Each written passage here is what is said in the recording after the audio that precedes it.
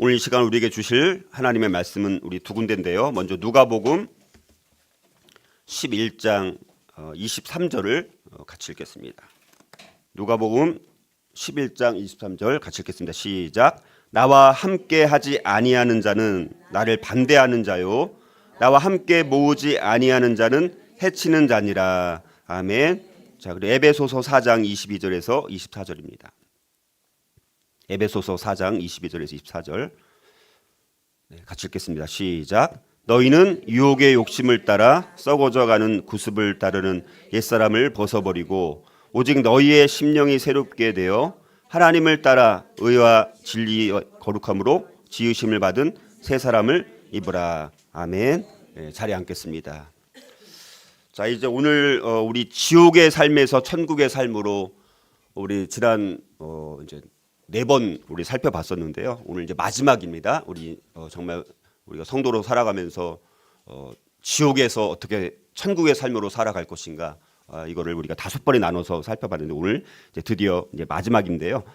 자, 그래서 오늘 5번째 우리 지옥의 삶에서 천국의 삶으로 살려면 어떻게 될까? 5번째는요. 중간지대, 우리 주변에 보시면 이제 중간지대, 이걸 다른 말로 말하면 중립지대 혹은 혼합지대, 회색지대, 이중국적 이렇게 말할 수 있는데요. 중간지대가 아니라 완전한 새 사람, 또 거듭난 사람, 예수님짜리 인생으로 살아가야 합니다. 이것이 이제 우리 그동안 이제 5주 동안 살펴보면서 지옥의 삶에서 천국의 삶으로 살아가기 위한 마지막 이제 결론이라고 이제 볼 수가 있습니다. 자, 그래서 우리가 그동안 살펴보았던 것처럼 정말 만약에 이 지옥과 천국이 있다면, 그렇죠? 지옥과 천국이 있다면 이 지옥과 천국의 문제를 해결하는 것은 우리 인생 일대에 가장 긴급하고 가장 중요한 일이 될 것입니다. 그렇죠? 자, 우리는 죽음에 대해서 그래서 다음에 3가지 사실을 알고 있어야 됩니다. 죽음에 대해서 3가지 사실을 우리가 알고 있어야 되는데, 첫 번째는 모든 사람은 다 죽는다는 사실이에요. 그렇죠? 안 죽는 사람이 있어 없어요? 예, 뭐 안 죽으려고 많은 시도를 했었죠, 역사 속에서. 그리고 지금도 이 사악한 인간들은 이 땅에서 영생을 누리려고 지금 수많은 지금 최악의 이제 시도를 하고 있는 그런 악한 사람들이 있습니다. 모든 사람은 그러나 다 죽습니다. 두 번째는요, 죽음은 누가 대신할 수 없는 거예요. 내가 돈 주고, 근데 요즘에 하도 뭐 장기 이식 뭐 이런 걸 해가지고 자기 생명을 연장하는 이 악한 사람들이 물론 있지만, 그러나 어쨌든 죽음은 누가 대신할 수 없다는 거예요. 세 번째는 죽음 이후에는 반드시 심판이 있다는 것입니다. 그러니까 이 3가지는 변하지 않는 사실인 거예요. 자, 그러니까 모든 인생은 결국에는 천국 혹은 지옥 두 군데 중에 하나는 반드시 피할 수 없이 가게 되어 있다는 것이죠. 그래서 예수님을 믿는 자는 천국에 가는 것이고 예수님을 믿지 않는 자는 지옥에 가게 되어 있는 거예요. 자, 그래서 이 땅에서는 그런데 얼마든지 중립국이 있을 수 있습니다. 얼마든지 중간지대도 있을 수 있습니다. 자, 그러나 이 믿음에 있어서만큼은요, 결코 중립이 없다는 것입니다. 자, 그렇다면 믿음에 있어서 중립적이어서는 안 되는 이유가 뭘까라고 했을 때, 자, 근데 보통 세상 사람들은 이 문제에 있어서 원칙적으로 3가지가 있다라고 주장을 하는 거예요. 이건 주장입니다. 그 사실이 아니에요. 하나는 뭐냐? 첫 번째는 믿음, 믿느냐. 그다음에 믿지 않음. 자, 믿는다와 믿지 않는다와 또 뭐를 생각하냐면, 나는 선택하지 않을래. 선택하지 않음. 그러니까 3가지의 선택이 가능하다라고 믿지 않는 사람들은 주장을 하는 거예요. 나는 선택을 안 할래. 자, 이런 우리 입장에서는, 기독교인들 입장에서는 인정하지 않는 그 세 번째를 세상 사람들은 주장한다는 거예요. 근데 그것은 결코 사실이 아니라는 것이죠. 성경적 모델에서는 2가지밖에 없습니다. 하나는 믿음, 우리가 믿느냐, 또 하나는 믿지 않느냐. 2가지 선택만이 가능하다는 거예요. 나는 선택하지 않을래. 나는 지옥에도 안 가고 천국에도 안 갈래. 그런 선택권은 없다는 거예요. 우리는 믿느냐, 믿지 않느냐, 둘 중에 하나밖에 없다는 것입니다. 자, 그래서 이 천국과 지옥 사이의 선은 정확하게 구분되어 있고요. 그 누구도 중간에 설 수 없다는 것입니다.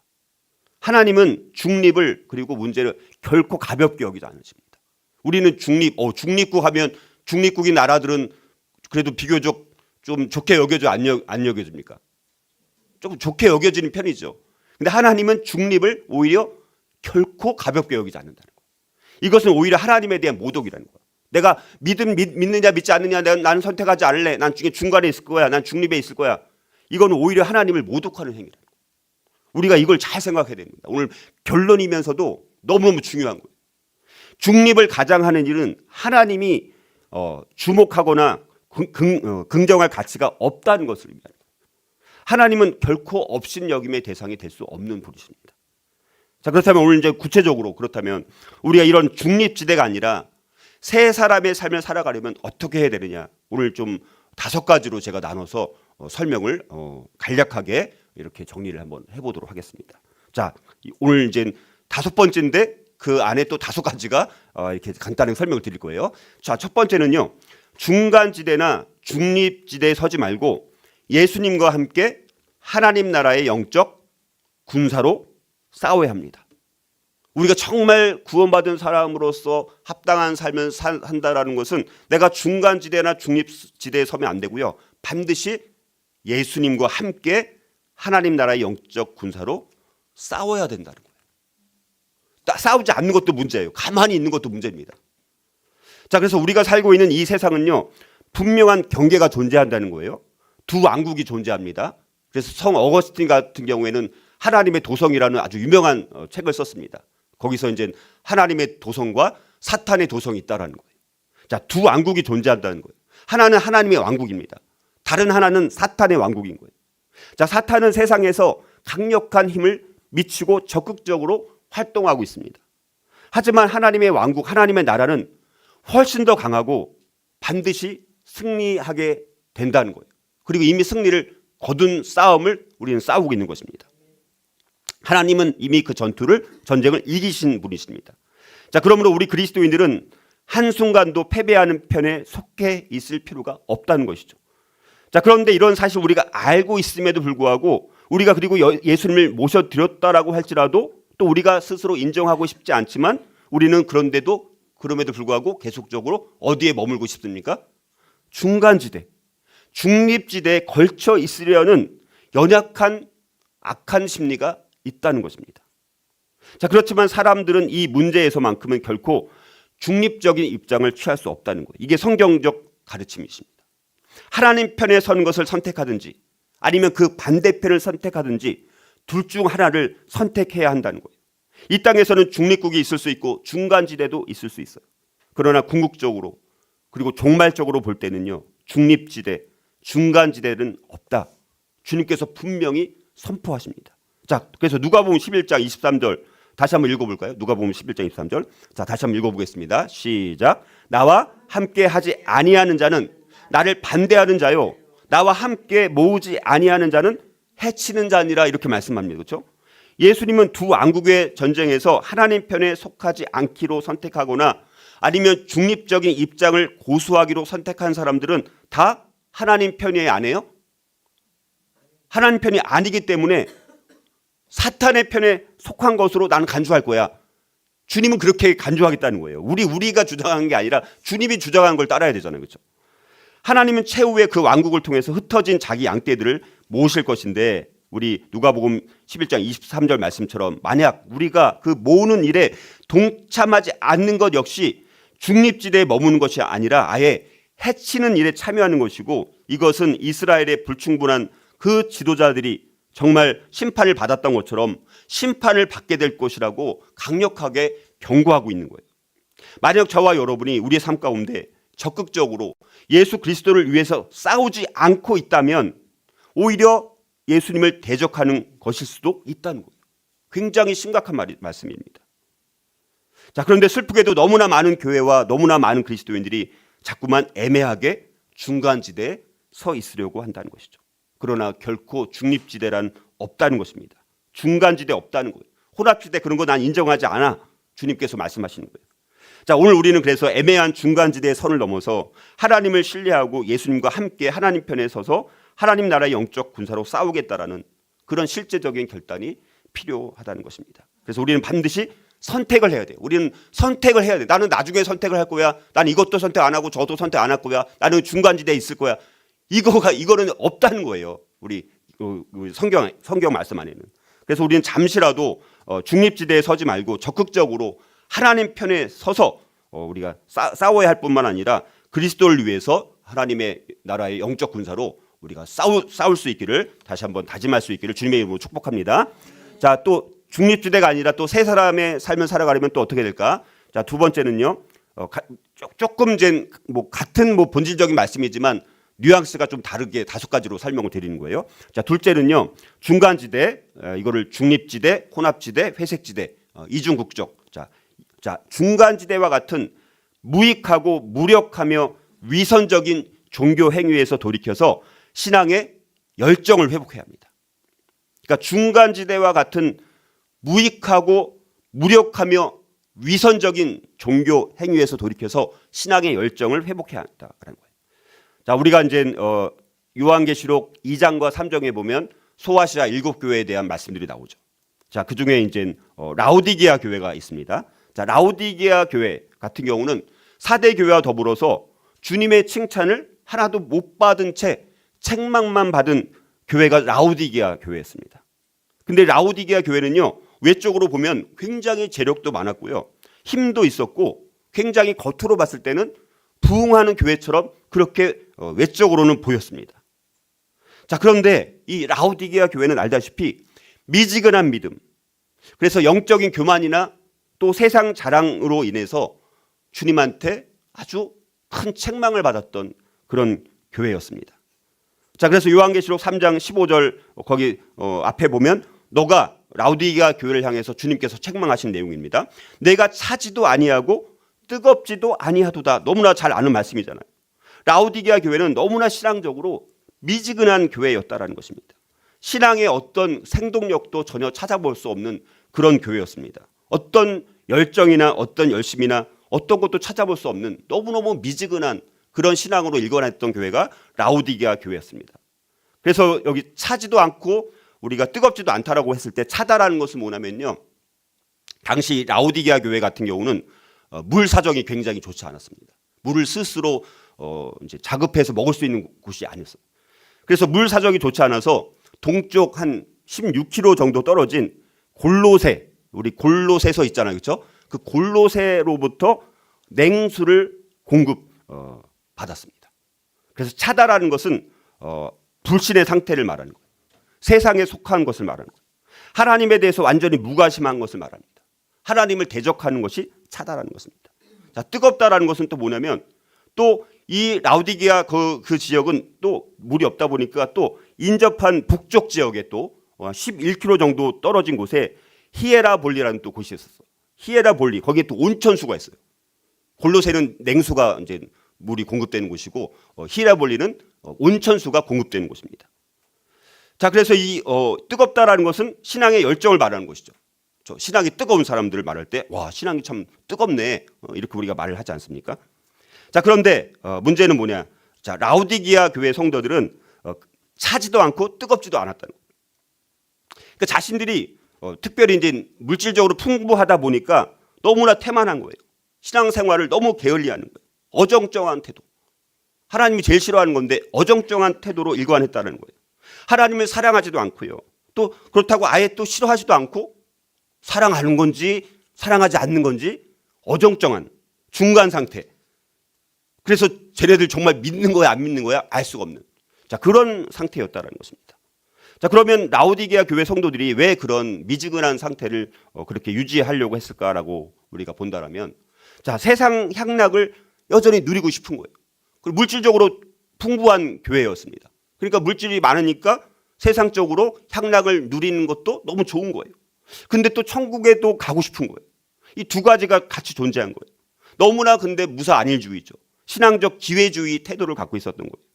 그런데 이런 사람들은, 미지근한 신앙에 있는 사람들은 주님께는 아무 쓸모도 없는 그런 존재들이었다라는 것입니다.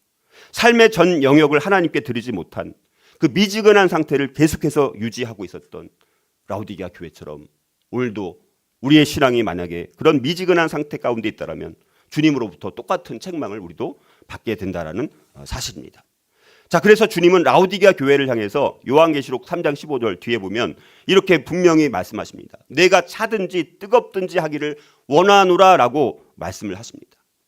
라오디게아 교회 성도들에게 차든지 뜨겁든지 하라는 이 요구는 양자 중 반드시 하나를 선택하라. 그런 의미라기보다는 그렇다고 우리가 아예 뭐 찬 신앙을 우리가 선택을 해야 됩니까? 그건 아니잖아요. 그걸 말씀하시는 건 아니잖아요. 자, 그래서 차든지 뜨겁든지 중간 상태를 택하는 그 미지근한 상태에 대해서 주님께서 신랄하게 엄중히 책망하고 있다라는 그런 말씀입니다. 그래서 요한계시록 3장 또 16절 거기 상반절 또 보면 이렇게 말씀하시죠. 내가 이같이 미지근하여 뜨겁지도 아니하고 차지도 아니하니, 미지근하다라는 것은 뭡니까? 열성이 없다는 거예요. 어정쩡한 상태라는 것입니다. 그리고 라오디게아 교회의 영적인 상태가 너무나 무익하다는 거예요. 어정쩡하다 보니까 무익한 거예요. 무력한 거예요. 또 힘도 없는 거예요. 그리고 위선으로 가득 차 있는 거예요. 그런데 겉으로는 신앙이 있는 것처럼 그렇게 이제 보이려고 또 그거는 또 싫어하는 거예요. 그러니까 위선으로 가득 찬 것이죠. 그러면서 예수님께서 말씀하시는 게 뭡니까? 요한계시록 3장 16절 뒤에 보면 그런 라오디게아 교회를 향해서 미지근한 신앙을 갖고 있는 그 성도들 향해서 심각한 말씀을 해요. 뭐라고 말씀하시냐면요. 내 입에서 너를 토하여 버리라. 라오디게아 교회를 향한 주님의 심정이 어떻다고요? 내 입에서, 예수님의 입에서 너를 토하여 버리겠다. 이런 아주 주님이 격앙된 감정으로 강력한 경고의 말씀으로 너무나 비위를 상하게 하는 그들의 신앙 태도를 바라보면서 역겹다. 내가 너희들 토해내고 싶다. 이렇게 정말 아주 심각한 책망을 하고 있다는 것입니다.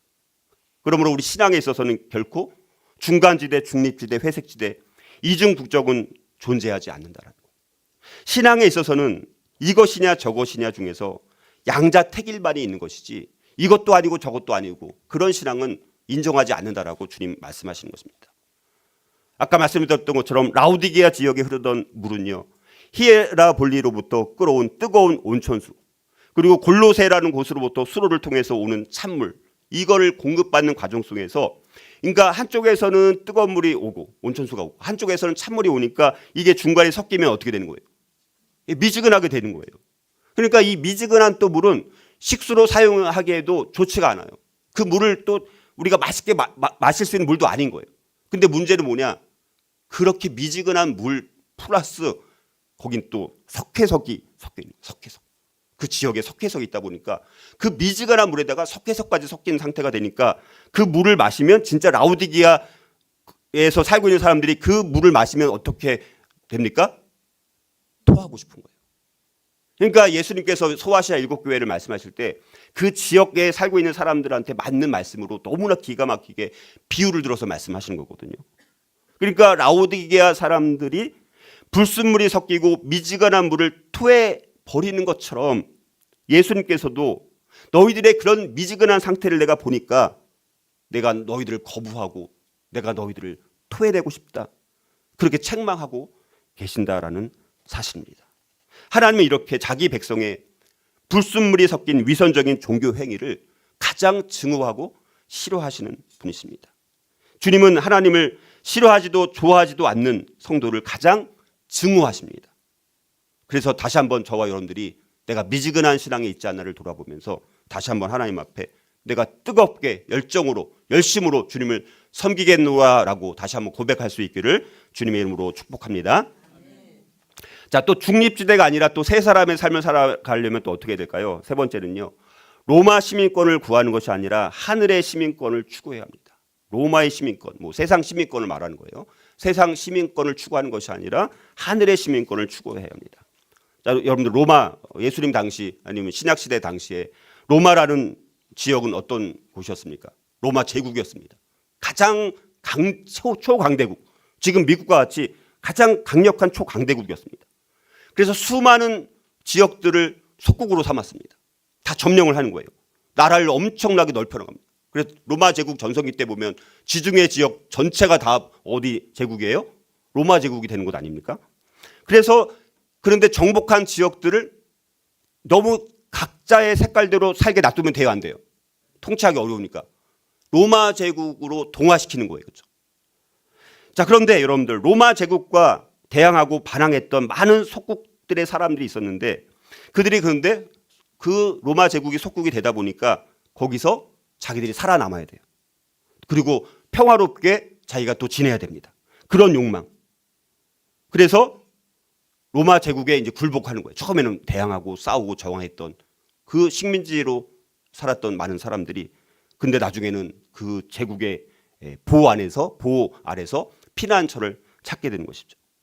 자, 로마의 속국이 되는 것을 그렇게 거절하면서 그렇게 강력하게 저항했던 그 각 지역의 주민들, 우리나라도 일제시대 때 우리가 그냥 순순히 뭐 받아들인 사람도 있지만 독립투쟁을 하고 또 그렇게 저항해서 살았던 사람들이 많이 있었잖아요. 그렇죠?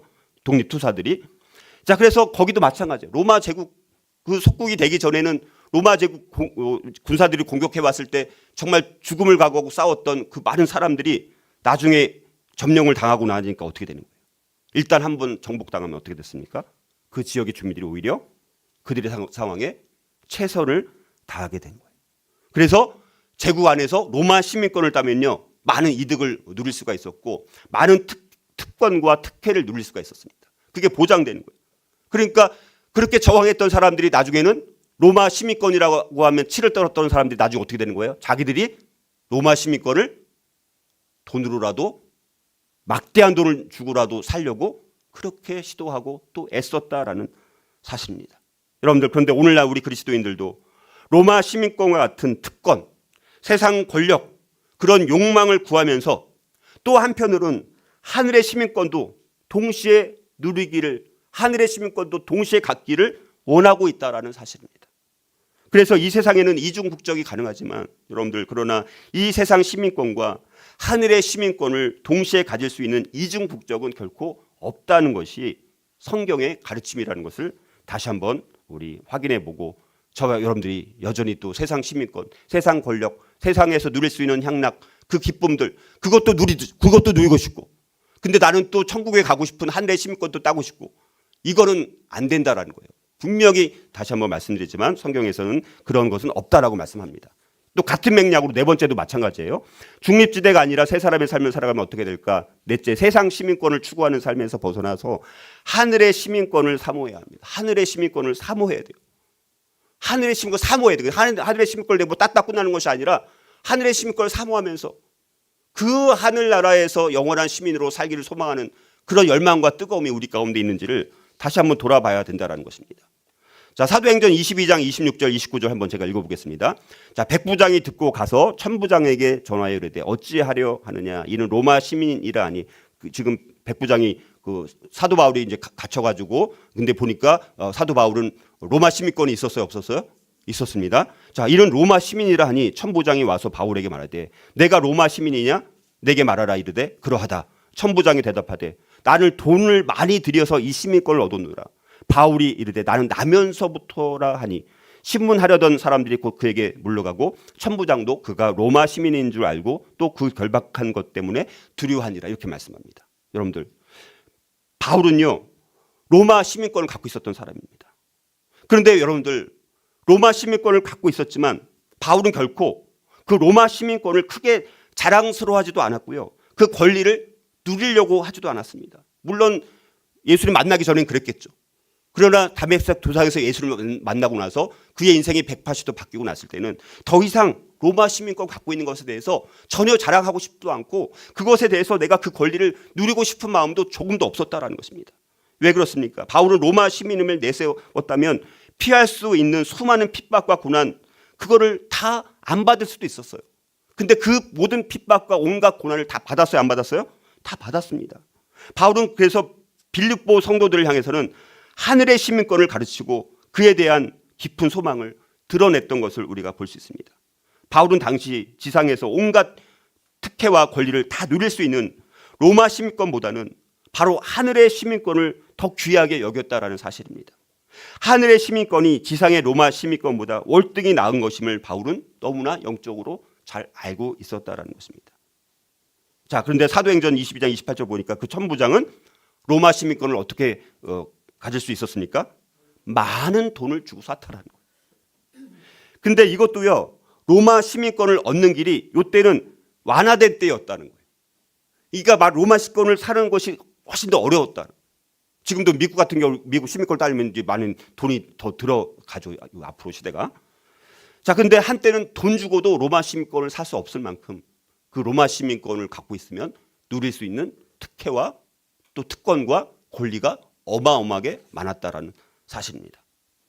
자, 그런데 바울의 생애를 보면 하늘의 시민권이 로마의 시민권보다 정말 비교도 안 될 만큼 훨씬 더 정말 좋고 더 우월하고 자랑스럽다라는 것을 몸소 보여주었던 인생을 살았던 사람이 바로 사도 바울이었습니다.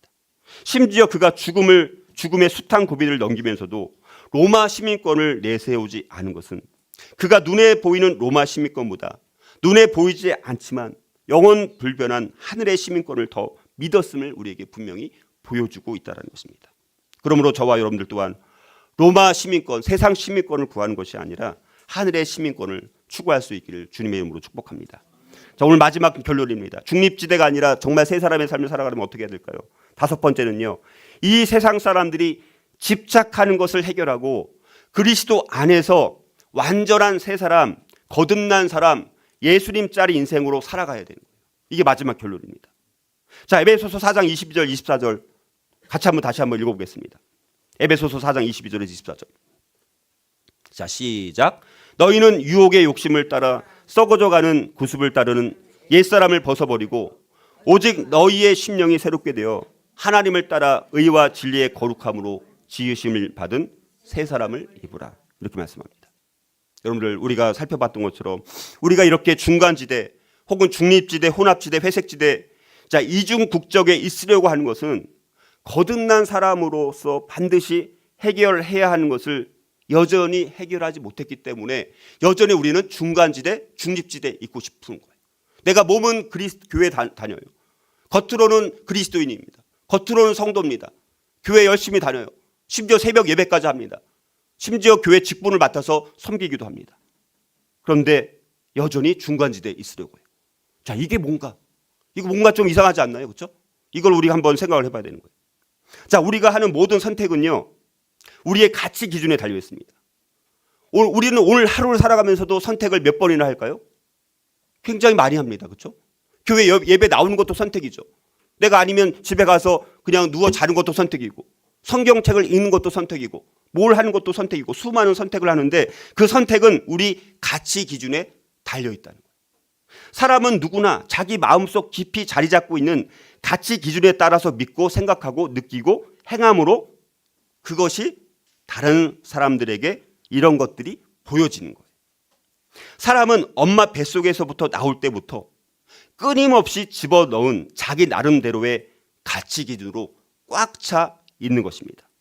그런데 그것이 나이가 들수록 그게 더 굳어져서 이제 좀처럼 변하지 않는 요지부동의 인생관이 되는 것이고, 물질관이 되는 것이고, 결혼관이 되는 것이고, 출세관이 되는 거예요. 그렇게 형성이 되어지는 것입니다.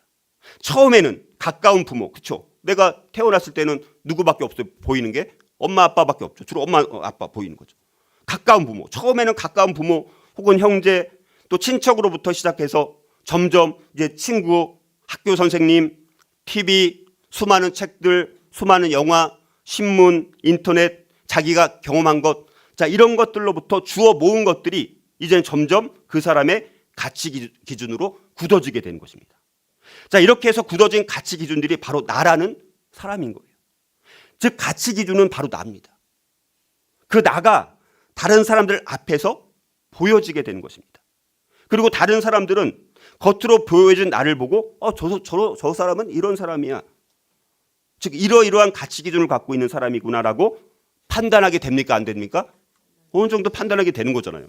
그렇게 다 보이지 않습니까? 자, 그래서 예를 한번 들어보면 가치 기준, 이거는 가치 기준이 있습니다. 그 다음에 믿음이 있어요. 그 다음에 생각이 있습니다. 그 다음에 느낌이 있어요. 그 다음에 행동으로 하는 거예요. 이 다섯 가지로 사람은 처음에 그 보이지 않는 가치 기준을 갖고 있는 것이 다섯 번째 행동으로 나타나게 되는 거예요. 그래서 가치 기준, 뭐니 해도 머니가 최고야. 뭐니 해도 돈이 최고다라는 가치 기준이 있어요, 없어요? 교회 다닌 사람들이 다 있다니까. 교회 맨날 다니면 뭐합니까? 뭐니 해도 뭐니가 최고야. 지금도 그렇게 생각하고 있다니까요. 이게 가치 기준인 거예요, 가치 기준. 그러면 그 두 번째로 믿음이 생깁니다. 아, 돈이 나에게 많을수록 나는 행복해. 그런 믿음이 생겨요, 안 생겨요? 솔직히 말해요, 솔직히. 돈이 나에게 많을수록 나는 행복해. 그렇게 믿음을 갖는 거예요, 자기가. 그러면 어떤 생각을 해요, 그러면? 그러니까 늘 돈 벌 생각에 사로잡히는 거예요. 돈은 벌어야지. 이게 행복한 거니까. 그러니까 생각 속에 늘 뭐가 있는 거예요? 늘 돈 벌 생각에 사로잡히게 돼요. 그 다음에 느낌이 있습니다. 돈 벌 기회가 주어지면 기분이 좋아지는 거예요. 돈 벌 기회가 생겼으면 갑자기 기분이 막 좋아져. 근데 교회 갈 거 생각하면 기분이 별로 안 좋아져. 자, 그래서 이게 행동으로 나오는 거예요. 그래서 결국 다섯 번째 행동으로 나올 때, 돈 버는 일이라면 이제 만사 제쳐놓고 수단과 방법을 가리지 않고 아주 바쁘게 움직일 뿐만 아니라 그 번 돈으로 좋은 집 살려고 하고 좋은 차 살려고 하고 좋은 옷 살려고 하고 이런 것들을 사들이기에 바쁘게 되는 거예요. 자, 그런데 이것은요, 궁극적으로는 결코 속일 수가 없다는 거예요. 이런 다섯 가지 단계가 행동으로 나오는 이 과정들 결과를 보면 이걸 속일 수가 없는 거예요. 아주 지능적으로, 아주 계획적으로, 아주 고도의 위선적으로 포장하지 않는 이상 그대로 드러나기 때문에 이거는 다 드러나게 된다는 거예요. 자, 이런 식으로 우리는 우리의 마음 깊숙한 곳에 형성되어 있는 가치 기준을 가지고 살아왔다라는 것입니다. 그리고 이것이 바로 하나님 없이 내 마음대로 쌓아온 옛사람이고 옛성품이라는 거예요. 그게 바로. 그리고 이것이 바로 하나님 없이 바로 살아가는 그런 모습이고 우리 옛사람은 그래서 하나님 보실 때 허물과 죄로 말미암아 죽은 영적 시체들이었어요. 살아있으나 영적 시체인 거예요. 시체 썩는 냄새를 마구 풍기면서 살아왔고 그 시체 썩는 냄새가 바로 우리가 갖고 있었던 옛 가치의 기준들이라는 것입니다. 그런데 하나님께서 그런 우리 인생 가운데 개입해 주신 거예요. 그래서 우리는 예수님짜리라는 새로운 신분의 새로운 새 사람이 된 것입니다.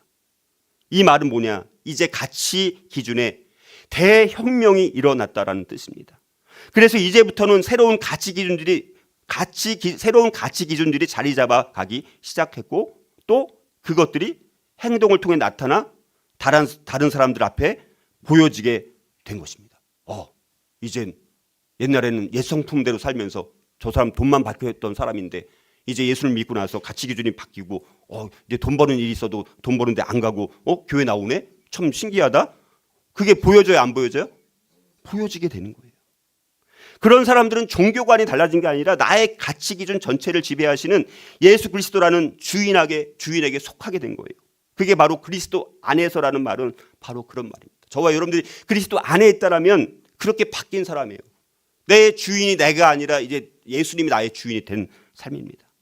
그런데 많은 그리스도인들이 구원의 확신이 있다라고 말하면서도 문제는 뭡니까? 여전히 명예욕과 권세욕과 출세욕과 지식욕 그리고 교회 따로 가정 따로 학교 따로 직장 따로 국밥 이렇게 예수님을 믿는다라고 하면서도 가치 기준에 근본적인 변화가 일어나지 않고 있다는 것이 문제입니다. 그 이유가 그러면 도대체 무엇이냐라는 것입니다. 그것은 많은 경우의 사람들이 예수님을 진짜 주인으로 모신 적이 없기 때문입니다. 말로는 그렇게 예수님을 주인으로 모신 것처럼 그렇게 이제 위선적으로 아니면 그냥 감정에 그냥 혹해가지고 아니면 잘 알지도 못하고 그렇게 하라고 하니까 그냥 따라서 한 경우도 있을 수 있다는 거예요. 근데 정말 내 마음의 중심으로부터 예수님을 진짜 주인으로 모신 경험이 없는 거예요.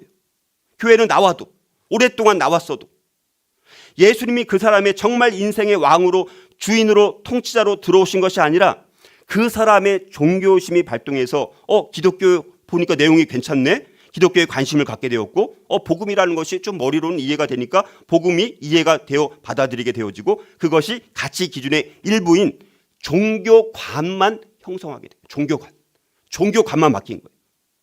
즉 그 사람의 종교가 기독교이기 때문에 주일이라든가 새벽 기도회나 기타 종교 행사 때 보면 예수 믿는 사람 같아 보이고 그렇지 않은 보통 때는 마음속에 다른 가치 기준들이 그대로 올라와서 행동으로 나타나고 사람들이 그것을 보게 되는 거예요. 다시 말해서 오직 종교가만 달라졌을 뿐이라는 거예요. 그래서 다른 사람들의 눈에 그 사람의 종교가 보인 동시에 그 사람의 원래 가치 기준들이 행동으로 나타난 결과가 보이게 되는 것입니다. 이것이 바로 이것을 성경이 말하는 그런 그 구원관과 동떨어진 거예요. 예수는 예수대로 믿고 자기 나름대로의 인생관과 물질관과 결혼관과 출세관과 직업관 등을 갖고 있다면 그 사람은 종교인이지 결코 새 사람이고 거듭난 사람은 아니라는 것이 성경의 분명한 가르침입니다. 그러므로 새로운 본성과 새로운 사람과 새로운 생명을 얻고 새로운 신분, 새로운 사람이 된 그리스도인들은 적어도 세 가지 영역에서 완전히 구별되게 살아야 한다는 것을 사도 바울이 말하는 게 에베소서 4장과 5장에서 그걸 말하고 있습니다. 그 세 영역이 뭐냐? 너가 정말 그리스도인이야? 그럼 이 세 가지 영역만큼은 정말 다른 사람들과 구별된 삶을 살아야 돼. 이걸 분명히 말씀하는 겁니다. 세 가지가 뭐냐? 마음과 입과 행동입니다. 정말 그리스도인 되었다면 마음과 입과 행동에서 구별되게 살아야 한다는 거예요. 그런데 이 세 가지 영역은 사실 따지고 보면 다 하나입니다. 이 셋은 따로 떼어놓기가 어렵다는 거예요. 마음에 있는 것이 입을 통해서 나오는 것이죠. 그리고 얼굴 표정으로, 손으로, 발로, 몸짓으로 표현된다는 거예요. 그러므로 먼저 마음속에서부터 달라져야 합니다. 마음속에서부터 시작해서 입으로 그리고 행동으로 변화가 일어나야 하는 것입니다. 자, 그래서 사도 바울은 마음속에서부터 옛사람을 벗어버리고 새 사람을 입어야 한다라고 분명히 말하고 있는 것입니다. 이 말은 우리가 예수를 믿어도 그냥 저절로 변하는 게 아니라는 말입니다. 벗는 작업이 있어야 되고 입는 작업이 있어야 되는 거예요. 우리가 새 사람이 되려면 벗는 작업과 입는 작업 두 가지가 다 있어야 됩니다. 자, 여러분, 우리가 더러운 옷을 벗고 새 옷으로 갈아입는 데 있어서 취해야 될 단계들이 어떻게 됩니까? 물론 각자 조금씩은 다르겠지만 적어도 더러운 옷을 벗고 새 옷을 입으려면 실제적으로 우리가 입고 있는 이 실제 옷을 우리가 벗고 새 옷을 입으려면 어떻게 하냐? 첫 번째는요, 우선 입고 있는 옷이 더럽다는 것을 알아야 돼요. 자기가 입고 있는 옷이 더러운데 더러운지도 모르고 그냥 입고 다닐 수도 있잖아요. 그렇죠? 그러니까 내가 입고 있는 옷이 뭐를 알아야 돼요? 더럽다는 것을 알아야 되겠죠. 이미 입고 있는 깨끗한 옷은 굳이 벗을 필요가 없는 거잖아요. 그렇죠? 그 다음은 입고 있는 옷을 벗고 새 옷으로 이제 갈아입고 싶어야 된다는 거예요. 더러운 옷도 지금 그대로 입고 있는 것이 좋다고 하는 사람은 굳이 벗지 않을 거 아닙니까? 그런데 아무리 벗고 싶어도 갈아입을 새 옷이 없다면 또 곤란한 것이시죠. 그러므로 다음은 새 옷이 있어야 되는 거예요. 그 네 번째는 새 옷을 또 입고 싶어야 돼요. 그리고 마지막으로는 실질적으로 갈아입어야 되는 것입니다. 마음이 굴뚝 같아도 행동으로 옮기지 않으면 소용이 없는 거잖아요. 우리 그리스도인들도 마찬가지라는 것입니다. 옛사람이 더럽다는 것을 먼저 알아야 돼요. 알 뿐만 아니라 옛사람을 벗고 싶어야 돼요. 갈아입을 새 사람이 있어야 되고 그 새 사람을 입고 싶어야 돼요. 그리고 새 사람으로 갈아입어야 되는 것입니다. 자, 그러므로 새 사람을 입기 위해서는 우선적으로 우리의 옛사람과 옛성품, 우리의 헌사람을 벗어야 하는 것입니다. 그래서 에베소서 4장 22절 이렇게 말씀하는 거예요. 너희는 유혹의 욕심을 따라 썩어져가는 구습을 따르는 옛사람을 벗어버리라. 우리가 가을이 되면 혹은 봄이 되면 긴 옷을 입기 위해서 아니면 짧은 옷을 입기 위해서 이제 짧은 반팔의 여름 옷을 벗어야 되겠죠.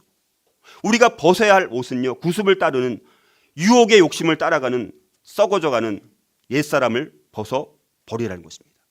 여기 옛사람은 욕망의 속임수에 빠져서 타락한 옛자, 타락한 옛 본성, 옛 성품, 아담 안에 있는 타락한 속성을 말하는 것입니다.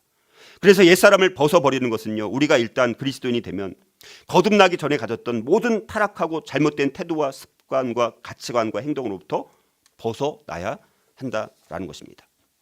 자, 에베소서와 같은 시기에 쓰여졌던 골로새서 3장 9절에도 동일한 말씀이 있는데 거기는 이렇게 말씀합니다. 너희가 서로 거짓말을 하지 말라. 옛사람과 그 행위를 벗어버리고, 여기서 말씀 아주 더 강력한 표현을 쓰고 있는데요. 옛사람과 그 행위를 벗어버리라. 자, 이 말을요, 골로새서 2장 15절에 있는 이 무력화한다는 말과 같은 말, 벗어버린다는 것은 무력화시키라는 말이에요. 이 말은 우리 현대말로 말하면 무장 해제시키라. 만약 군인들에게서 무기를 다 뺏어버리고 무장 해제시키면 뭐가 됩니까? 아무런 능력도 없게 되는 거예요. 그러므로 이것은 내 안에서 역사하는 옛 성품이 아무런 힘도 발휘할 수 없도록 무장 해제시켜라, 이렇게 말씀하는 것입니다. 그런데 옛사람을 벗어버리는 일, 옛 성품을 따라가지 않는 일은 이것이 마음속에서부터 매일 매순간 선택하고 결단하는 것을 통해서 우리가 구별된 삶을 살아가야 한다라는 것입니다. 이 작업을 우리가 선택이나 혹은 결단이라고 말을 합니다. 그래서 우리가 선택하고 결단, 이게 중요한 거예요. 타락한 옛사람, 옛자, 옛 본성, 옛 성품의 잔재들을 날마다 매 순간 몰아내기로 우리는 의식적으로 선택하고 결단해야 한다는 것입니다. 매일 매 순간 의지적이고 의식적인 이 선택과 결단에서 우리의 마음속에서 항상 바른 선택과 바른 결단을 해야만 우리가 바로 살 수 있게 되는 것입니다. 자, 그런데 예수님께서도요, 주님을 따라가기 위해서는 반드시 세 가지를 해결해야 될 것을 우리에게 말씀하십니다. 이거를 3P라고 말합니다. 3P. 영어로 people, 사람. 그 다음에 두 번째 purpose, 목적. 세 번째 possession, 소유. 이 세 가지, 사람, 목적, 소유. 너네들이 나 따라올 거야? 그럼 이 세 가지 먼저 해결하고 날 따라와. 예수님께서 그렇게 말씀하시는 거예요. 이 말은 다시 말해서 이 세상에 어떤 사람보다도 나는 예수님을 사랑해야 하라. 나는 내 자녀가 우상이 돼서 그거 너 포기해. 나만 따라와. 어떤 이 세상에 누구보다도 나 주님만을 사랑해야 돼. 두 번째, 이 세상의 어떤 목적보다도 주님이 주신 십자가의 길을 너희들이 가야 되는 거야. 세 번째, 모든 물질의 소유권을 주님께로 이양하는 사람만이 예수님의 제자이고 구원받은 사람이라고 예수님께서 우리에게 분명히 말씀하십니다. 이것은 그런데 억지로 되는 게 아닙니다. 사랑의 문제, 사랑의 문제. 예수님을 더 사랑하면 해결이 되는 것입니다. 근데 예수님을 사랑하지 않으니까 이게 해결이 안 되는 거예요, 여전히. 이 세 가지, 사람, 목적, 소유를 더 나누면 이게 우리 가치 기준들이 되는 거예요. 그게 뭡니까? 돈, 음식, 결혼, 취미, 성, 권력, 명예, 직업, 공부, 가문, 종교, 이런 걸로 세분화될 수 있다는 거예요.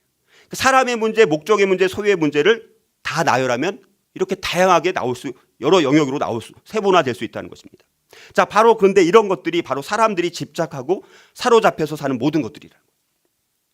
예수님은 이제 그것을 세 가지로 압축시켜서 알기 쉽게 사람들한테 설명해 주신 거예요. 각각 다 다른 것을 추구하는데 그걸 다 요약을 해보니까 어떤 건 사람에 관련된 것이고 어떤 것은 목적에 관련된 것이고 어떤 건 소유에 관련된 것이라는 거예요. 예수님께서 세 가지로 설명을 한 거예요. 자, 그래서 이 세 가지가 해결되지 못했는데도 무조건 예수 믿겠다고 달려들지 말라는 거예요. 그래서 예수님은 누가복음 14장 28절 32절에 보면 거기 건축가의 비유가 나오고 어느 임금의 비유가 나오는데 그걸 들어서 설명을 하시는데, 다시 말하면 뭐냐, 함부로 나를 따라오지 말고, 우리는 어떻게 말하냐면 무조건 따라오라고 말해요. 무조건 영접하라고만 말합니다. 그래서 지난번 걸로 우리 이 시리즈가 끝날 수도 있었어요. 지옥의 삶에서 천국의 삶으로 살려면 우리가 그냥 영접하고 끝나는 걸로 할 수 있지만 이 의미를 정확히 알고 영접해야지 우리가 어떤 삶을 살아야 되는지 알기 때문에 오늘 한 주 더 설명을 드리게 된 것입니다. 그러니까 함부로 나를 따라오지 말고, 너네들 나를 따라올 거면 한번 잘 생각해봐. 잘 한번 헤아려 보고 따라와라고 말씀하는 거예요. 오히려 거꾸로. 근데 우리는 어떻게 합니까? 나중에 제자로 살든 일꾼으로 살든 말든 상관없고 지금 당장 그냥 믿으면 돼. 이렇게만 말해버리고 끝난다라는 것이 문제라는 것입니다. 잘 헤아려보고 한번 나를 따라와. 나를 따르려면 잘 헤아려보고 계산해보고 계산을 해보고 따라오라는 거예요. 거꾸로. 예수 믿으면 이게 좋고 저게 좋고가 아니라 이 세상에 살면서 우리가 집착하고 사랑하고 사로잡혀 있던 것들을 초월해서 예수님과 이제 사랑에 빠지겠다라고 그렇게 마음 먹는 사람들만 따라오라고 말씀하시는 거예요. 근데 이런 그리스도인들만이 예수님의 그래서 제자 맛이 나게 되는 것이고, 사람들은 그 맛을 보게 되면서 와, 저 사람은 진짜 예수쟁이네, 예수님 믿는 사람이네, 그리스도인이네, 이렇게 사람들이 그렇게 보여지고 그렇게 부르게 된다라는 것입니다. 바로 이것이 바로 새 사람을 입는 삶이고 예수님짜리다운 삶이 펼쳐지게 되는 것입니다. 자, 결국 우리가 오늘 결론을 말씀드리면 지옥의 삶에서 천국의 삶으로라는 이 주제, 5주 동안 살펴봤던 이 주제의 관점으로 본다면 지금 살펴본 이 세 사람이라든가 거듭난 사람, 예수님짜리 인생이 이런 사람들이 천국에 가는 거죠. 천국에 들어간 사람 누굽니까? 말로만 예수 믿는다고, 교회 나온다고 천국에 가는 게 아니라 지금 분명히 새 사람이 된 사람들, 진짜 거듭난 사람들, 정말 예수님짜리가 된 사람들이 천국에 갈 수 있다는 거예요. 근데 이런 새 사람이든 거듭난 사람이든 이것을 성경에서 특히 요한계시록에서 이런 사람들을 다양하게 표현하는 거예요. 다양하게. 이게 천국에 들어가는 목록이라고 할 수 있습니다. 제가 지옥에 들어가는 목록도 한번 말씀드린 바가 있어서. 그럼 천국에 들어가는 목록은 어떤 사람이라고요? 교회 나온다고요? 새 사람이 된 사람들. 이거를 철로역정, 존 버넌의 철로역정에 보면 거기 이제 크리스찬이라는 주인공 같은 경우는 천성에 입성해 못해요. 입성합니다. 크리스찬 거기 나오고 전도자, 뭐 도움, 선의, 뷰티풀 하우스의 네 자매 같은 사람들, 신실이라는 사람, 소망이라는 사람, 이런 사람들은 천국에 들어가는 목록에 포함되겠죠. 그러니까 철로역정의 예를 든다면. 그리고 성경에서 말하는 이미 죽은 사람이 하늘에 있는 사람이나 아니면 나중에 하늘 새 땅이 도래했을 때 거룩한 성, 새 예루살렘의 성에 들어가서 사는 사람들을 다양하게 표현합니다. 그런 사람들이 천국에 간 사람들이고 들어갈 사람들인 거예요. 그게 이제 뭐라고 표현하냐? 하늘에 거하는 자들. 이 땅에 살면서도 근데 믿음으로 살았던 사람들을 요한계시록에서는요, 하늘에 거하는 자들 이렇게 말합니다. 그리고 24장로들 같은 경우, 첫째 부활에 참여하는 사람들, 아무도 능히 셀 수 없는 큰 무리 같은 사람들, 흰 옷을 입고 손에 종려가지를 들고 보좌 앞과 어린 양 앞에 서 있는 그런 사람들, 큰 환난에서 나오는 사람들, 14만 4천, 하늘에 있는 14만 4천, 하나님의 계명과 예수에 대한 믿음을 지키는 그런 사람들, 짐승과 그의 우상과 그의 이름의 수를 이기고 벗어난 그런 자들, 하늘에 있는 허다한 무리들, 하나님의 말씀과 그들이 가진 증거로 말미암아 죽임을 당한 영혼들, 예수를 증언함과 하나님 말씀 때문에 목배임을 당한 자들의 영혼들, 짐승과 그의 우상에게 경배하지 아니하고 그들의 이마와 손에 그의 표를 받지 아니한 자들, 어린 양의 생명책에 기록된 자들, 자기 두루마기를 빠는 자들, 이런 사람들이 천국에 가는 것이고, 이 땅에서 거듭난 사람들을 또 다른 말로 뭐라고 표현하냐면 하나님의 백성이라고도 말하고, 알곡이라고 말하지 않습니까? 알곡. 교회 안에도 알곡과 가라지가 섞여 있을 수 있잖아요. 알곡만 천국에 가는 거예요. 알곡만. 양, 염소와 양이 있는데 양만 천국에 가는 것 아닙니까? 다른 말로 하나님의 사람. 성경에 나오는 그런 인물들을 보니까 모세나 다윗이나 선지자들, 뭐 사무엘, 엘리야, 엘리사, 디모데, 뭐 이런 사람들을 하나님의 사람이라고 이제 부릅니다. 그리고 주의 장막에 머무를 자, 또 다른 말로 그리스도인, 또 다른 말로 제자, 또 다른 말로 그 집을 반석 위에 지은 지혜로운 사람, 인침을 받은 14만 4천, 그리고 두 증인으로 나오고 있고요. 그 다음에 두 감람나무, 두 촛대, 두 선지자, 모세와 엘리야의 능력과 심령을 소유한 그런 사람들, 그리고 성도들이라고 말하기도 하고, 사도들이라고 말하고, 선지자들이라고 말하고, 그리스도의 제자로 합당한 그런 사람들, 생명으로 인도하는 좁은 길을 선택한 자들, 넓은 길을 선택하는 게 아니라 생명으로 인도하는 좁은 길을 선택한 자들, 좋은 나무, 진정한 제자, 지혜로운 건축가, 이런 사람들이 천국에 간다라고 성경 분명히 말씀하고 있고, 중간지대, 중립지대는 결코 없다라고 성경 말씀하신 것을 다시 한번 돌아보면서 저와 여러분들이 정말 지옥의 삶에서 천국의 삶으로 살아가기 위해서 중간지대가 아니라 완전한 새 사람, 거듭난 사람, 예수님짜리 인생으로 살아갈 수 있기를 주님의 이름으로 축복합니다.